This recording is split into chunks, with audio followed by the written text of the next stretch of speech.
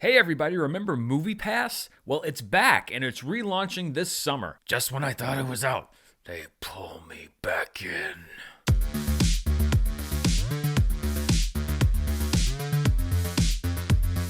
Hello everybody, I'm Dan Murrell here with all of the details that were revealed yesterday about MoviePass 2.0. No, it is not April Fool's Day. These little cards here, these useless little cards, won't be coming back, but the service itself is making a return. A couple things to notice though, and I think there's some confusion around exactly what's going on here. The previous owners of MoviePass, Helios and Matheson, are not the ones that are bringing it back. That company went into bankruptcy. MoviePass itself went into bankruptcy.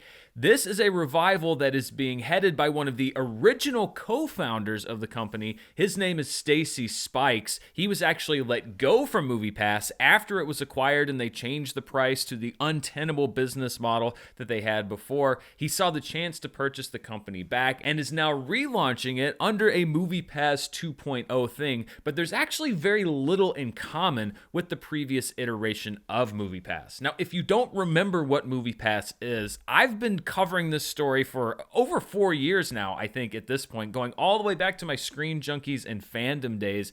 It was around for a while as sort of a niche movie service, around $30 a month. It was then acquired by a company called Helios and Matheson, headed by Ted Farnsworth and Mitch Lowe, and the decision was made to drop the price point to $10 a month, and in return, you could see a movie a day every single day for that one flat fee. Now, if you're sitting there thinking, well, that's an untenable business model, well, yeah, it was because they went out of business, but it was also one of the stupidest business decisions ever. I remember when it was going on, I said, this is either the craziest thing I've ever heard or it's somehow the most brilliant thing in the world. It was the craziest thing because their entire plan was basically to get people to go to the movies and then go to the theater chains and sort of strong arm them and say, hey, if you want people to keep showing up, you're going to cut us in on your concessions. Well, it didn't work because the company went out of business, and all of the other theater chains like AMC and Regal and Cinemark basically just said, well, screw you. We're going to create our own MoviePass type system, which they did. It's been around in the UK, this model at least, for a while now. And so MoviePass disappeared, but none of that has to do with this iteration of the company because it is back under the original ownership of Stacy Spikes. He held a big event in New York City yesterday. There were about 300 people, he said, in attendance. They also live streamed it. Let's get into exactly what the service is going to be and how it differs from the MoviePass that we all knew and loved. So Spikes was able to reacquire the company because after Helios and Matheson went out of business, the MoviePass brand was just drifting out there. Nobody bought it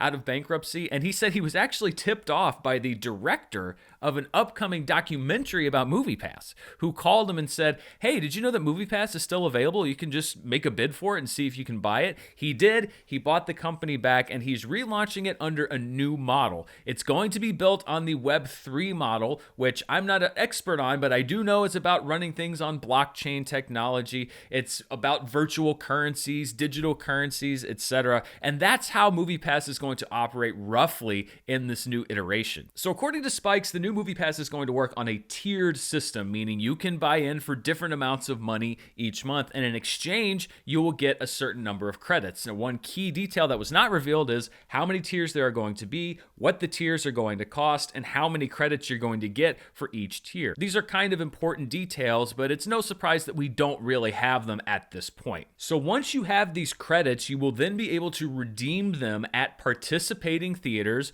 for movie tickets. And one of the draws to this model, Spike says, is that theaters can customize how much they want to charge for movies. They can charge different numbers of credits for off-peak versus peak hours. If a theater decides to participate in MoviePass, they'll have more control over how much they can charge for movies. They will also be able to market directly to MoviePass users, and they can also choose how MoviePass users can use their credits in their theaters. So this is one key difference because whereas the original MoviePass didn't require a buy-in from theaters because they basically purchased the tickets on behalf of you from those theater chains at full price, this version will require theaters to opt in to participate. And Spike said that it is now open for any theater that wants to partner with MoviePass. He said that they are not charging for theater partners, so it's open right now to pretty much any theater who wants to participate. A big question being, how many theaters are going to want to participate. You might ask, what is the advantage of a theater choosing to participate in MoviePass? Well, Spike says, first of all, that based on the metrics of the old MoviePass numbers, people that have MoviePass tend to go to theaters more often based on their usage in the past. I think there's one key thing, though, that's being overlooked here, which is that, of course, old MoviePass users went to the theaters more often because it was $10 a month. I saw more movies in the months that I had MoviePass than I had ever seen before or have seen since, because it was literally a deal that's too good to be true. And a lot of how Spikes is pitching the future of MoviePass is based on the enthusiasm that MoviePass users had for the service when it was still around. You grew to 3 million users. You saw 50 million movies in a single year.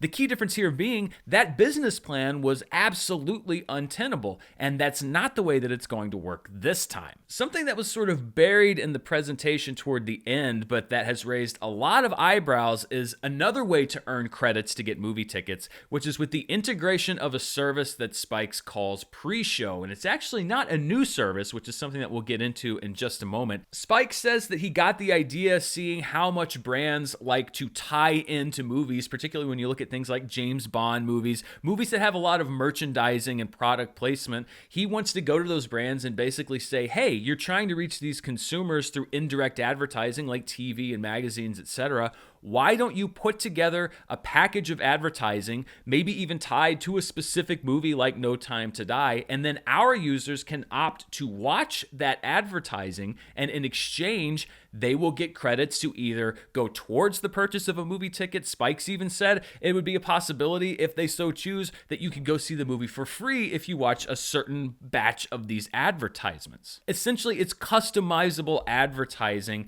that would help advertisers and incentivize them to participate because they don't have to work as hard to find the consumers that they're trying to reach. Now, all that sounds well and good. The idea of targeted marketing or targeted advertising using user data, etc., is nothing new. It's been around the internet forever. If you've been on Facebook, you've been targeted for advertisements based on your internet history. But this is the thing that makes pre-show a little bit different, which is that this technology uses your camera's phone to track your eye movements and make sure that you are actually watching the advertisement that's being shown. So I'm going to come here, and as I'm looking at it, it's playing back. But if I stopped and I'm not paying attention to it, it actually pauses the content. So you're literally being forced by your device and this pre-show service to watch the ads that are being marketed to you in exchange for the credits that you get. And if this sounds familiar, it's because it is the exact premise of an episode of Black Mirror that came out about 10 years ago starring Daniel Kaluuya. Resume viewing. Resume viewing. Resume viewing. Resume viewing. I'm not gonna lie, this gives me the creeps. The idea of giving your device permission to watch you watching advertisements to make sure that you're watching, because first of all, sure, it starts off now in MoviePass, but what if it works sensationally well? Well, does that mean then that every advertiser from now on is going to basically say, well, if you want us to traffic ads to you, then you have to watch them, and we're going to be watching you watch them? I know that we live in a digital age and our movements are being tracked far more than any of us are really comfortable with, but this is, to me, beyond the pale. I was watching this whole presentation and, listen, I've worked for companies that are in the digital media space. There are a lot of buzzwords thrown around. I've seen a lot of presentations like this, which are very pie in the sky. I worked for one company in particular, and it shouldn't be too hard to figure out which one, that would sit us through one of these meetings once a quarter and talk about how they had everything figured out. They knew the future of media. They were the only ones with the vision. They targeted the right advertising. They'd done the right market research. They were the leaders in innovation, and they literally went out of business overnight. So it's nothing new for a tech-based company to have these big pie-in-the-sky ideas. But even this, to me, made me kind of raise my eyebrows and say, okay, that is next level. That is basically technological enforcement. I know that we have been giving over more and more of what we do every day to these machines, but no. I would never be comfortable with doing that, honestly. Like, of all the things with MoviePass, this would be the thing that would give me the most pause and say, I am definitely not going to be taking place in that. It's just creepy. Things get even more complicated when you kind of dig into the history of this pre-show service, because it's not something that was developed for this new MoviePass, and it's not something that Stacy Spikes bought. It's actually a company that he himself started back in 2019 before he ever bought MoviePass again. It actually started as a Kickstarter idea back in 2019, started by Stacy Spikes. The pitch was that you would watch advertisements in exchange for getting movie tickets.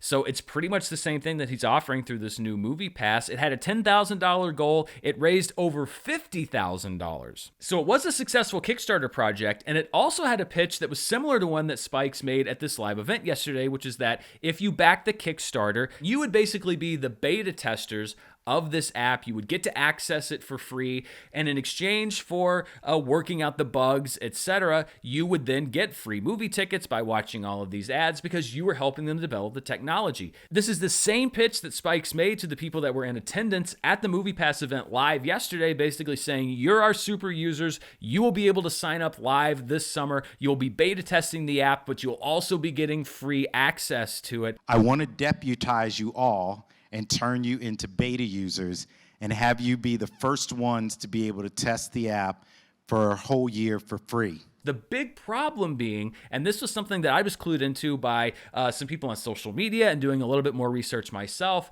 there isn't really a lot of customer satisfaction based on this Kickstarter model, because obviously the pandemic hit in 2020, so the idea of redeeming movie tickets for using this pre-show service didn't really pan out because theaters closed, but Spikes was able to go out last year in 2021. He raised $3 million in investor capital off the idea of switching the focus of pre-show to gaming. So basically, if you were a gamer, you could watch advertisements and then get credits for the games that you play, etc. But the audience that funded it on Kickstarter, many of them, and you can go to the Kickstarter page and check this out for yourself, there are hundreds of comments there from people saying, wait a minute, I never got access to the app, I used the app, and I never got anything in return for it. So basically, I did the work, but I never got the reward. There are a lot of very unhappy Kickstarter customers that seem to have been the beta testers for this pre-show service that are very dissatisfied. Spikes then took the service, raised $3 million of capital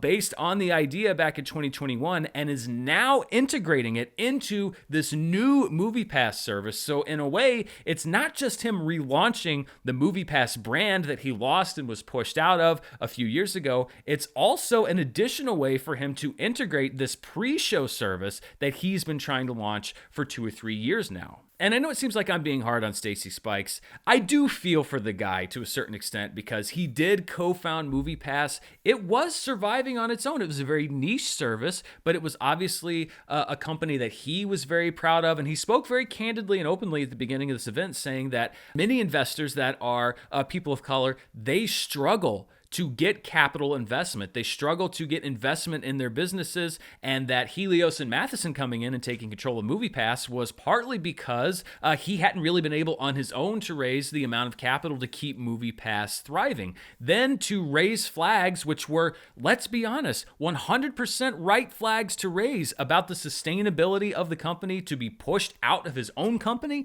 and then watch it go down in flames. That's not fun. So there is this amount of redemption, and I think that you have to kind of applaud the tenacity of him to go back to rebuy the company and to try to launch it again on his own terms. But when I look at his idea, taking the pre-show thing aside, which I'm just very much not a fan of, I think that this new iteration of MoviePass has a lot of the same challenges that the old iteration of MoviePass had, because one of the reasons that MoviePass didn't thrive is that it was reliant on theaters to opt in as part of its revenue model. This is not the same plan, but at the same time, because MoviePass is based on its own digital currency, based on this Web3 model, they can't buy tickets from theater chains like the old MoviePass system did. They are still relying on movie chains to opt in and say, yes, yes, we're going to accept these MoviePass credits. Yes, we like the idea of marketing straight to your users. Spike says they're not competing because he regards things like AMC A-List as loyalty programs, and he says that MoviePass users,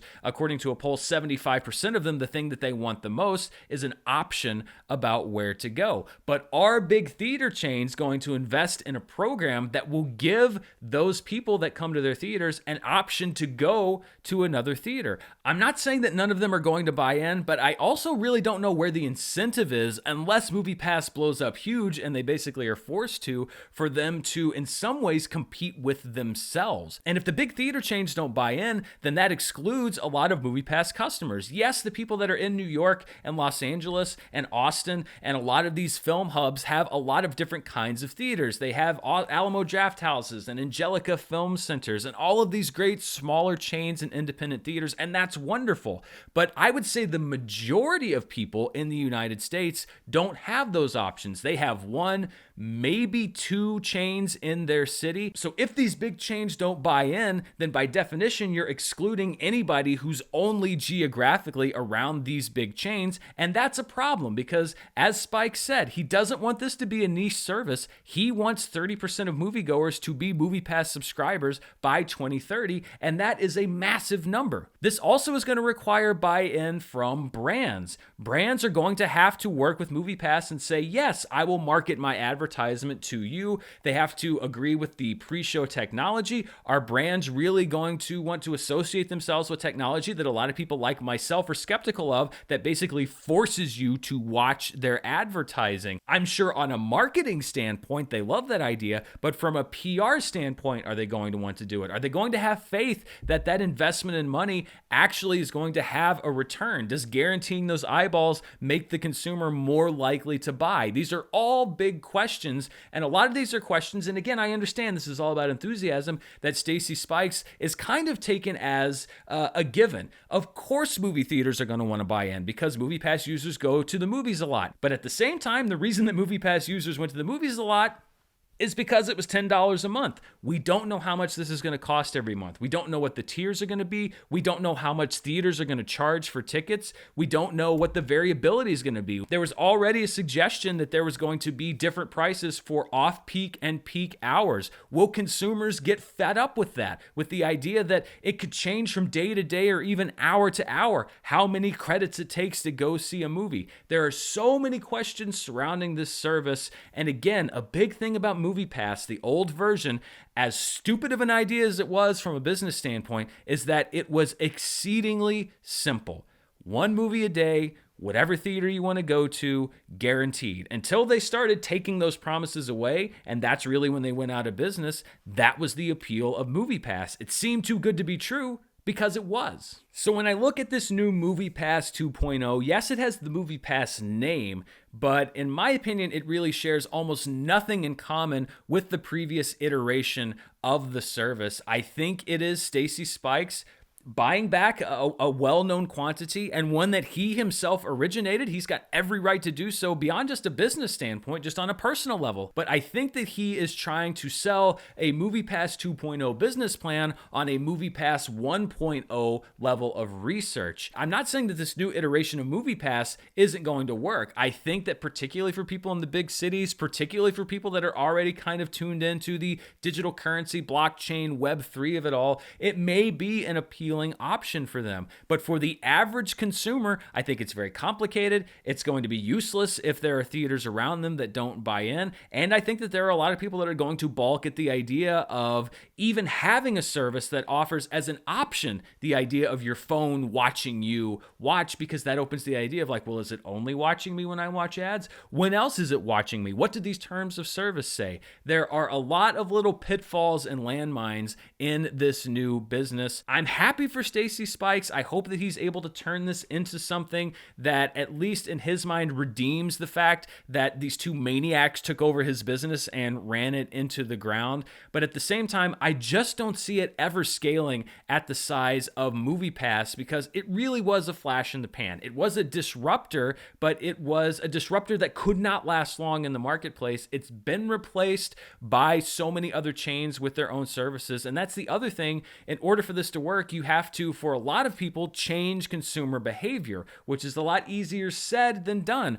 A lot of people are just going to stick with their AMC A-list. They're going to stick with what they know and not with that unknown quantity. So I can see a future, if everything works out the way that Stacy Spikes wants it to, where this could be a massive success. But I honestly see the future of MoviePass 2.0 being a very niche product, perhaps not as niche as the original iteration of MoviePass, but never in widespread use as much as the old version of MoviePass. But what do you think? Am I an old fuddy-duddy? Does this new technology sound exciting? Is this really the rebirth of MoviePass? Am I going to be eating my words in a year or two when I sign up to watch my phone watch me watch ads? Let me know down in the comments below. And as always, thank you so much for watching. If you want to see even more of what I'm up to, you can check me out on Patreon at patreon.com/Dan Murrell. And I also have an audio podcast network, so if you like the stuff that you're watching here on YouTube, but you also like to listen to it in a podcast form, you can find all those links down in the description below, and you'd better believe that I will continue tracking this MoviePass story as it launches this summer upcoming. How many tiers are there going to be? How much is it going to cost? What theaters are going to buy in? It is the rebirth of the MoviePass news cycle, and to quote House Greyjoy, what is dead may never die. Thank you so much for watching. Stay safe out there, and I'll see you soon. Bye.